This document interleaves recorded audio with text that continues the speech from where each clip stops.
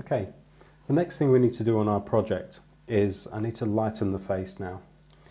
This is quite subjective, and because the artwork at the moment is out of context, it's not inside our InDesign document, it's not inside my Go Live document for doing web pages, so I need to have flexibility. So what we're going to do here is make another layer group with a couple of retouches in there that's going to give me the flexibility at the end game so that I can micro adjust this up and down, but with maximum quality. And again, like everything else, we're just simply going to go through a number of steps, bang, bang, bang, and then leave the very final thing to have the subjectivity. So let's just do it. If you look down here at the moment on our histogram, I can see a very tiny gap on the histogram here, so that's going to enable me to brighten the image a little bit just using a basic level. So the very first thing I'm going to do is come up to my layer groups again. I'm going to click on layer group, double click on it and call it lighten. While it's selected, I'm just going to choose levels. In my levels, I'll just move this out of the way so we can see what we're doing.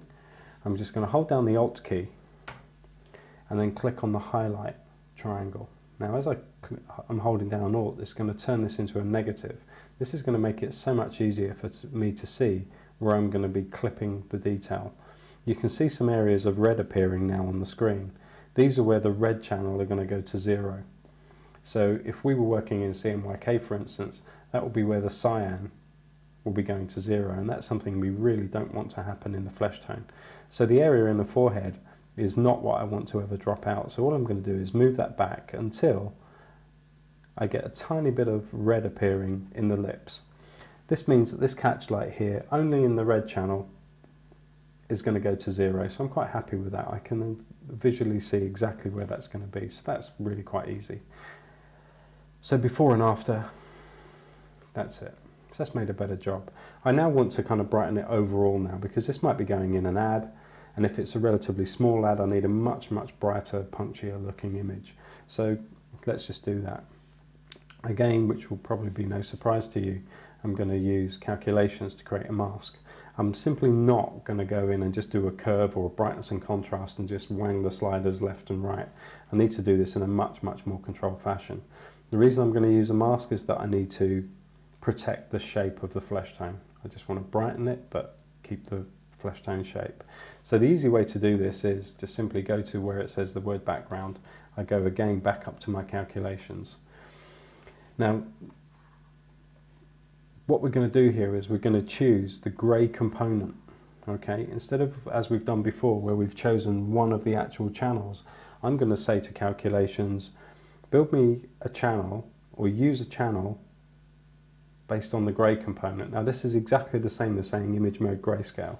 So I'm just going to say the merged layer with all the other layers applied, grayscale.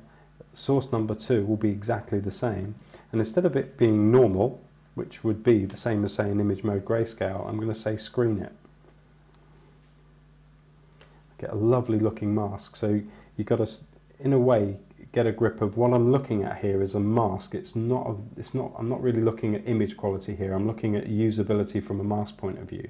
And this is really nice. So I'm just going to now say selection and say OK. That's now loaded that selection on the screen. I go to my lighten folder and now I just simply say curve. I'm making an adjustment layer as a curve but through that mask, so it's acting like a stencil.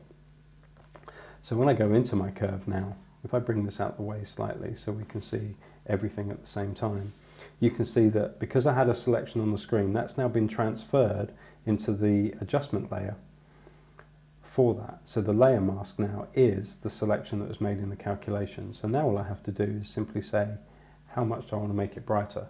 I usually always work like this. I put a cursor straight in the middle. I don't like just moving slide bars left and right. I work in amounts. So if you're a photographer, you'll know what an f-stop is going to do, an f-stop change or a shutter change. I come from originally a print background, so I know what 10% does to an image. So I'm just going to simply go into where it says output. At the midway point, I'm just going to go output, click. I don't again move slide bars up and down. I work in a much more precise way. I hold down the shift key on the keyboard and then I use the arrow key down, and that will move it in an increment of 10. Now I'm just going to move this out of the way so you can see what's going on. And then so if I go back 50 to 40 to 30, I think that's fractionally too much, so what I'm going to do is I'm just going to come up now without holding the shift, use the arrow key 1, 2, 3, 4, 5, and I think that's okay. I can now turn off and turn on to then see the net effect of my 2 corrections in there. Close down the lighten, and there we are. The great thing about this is that it's not cast in stone.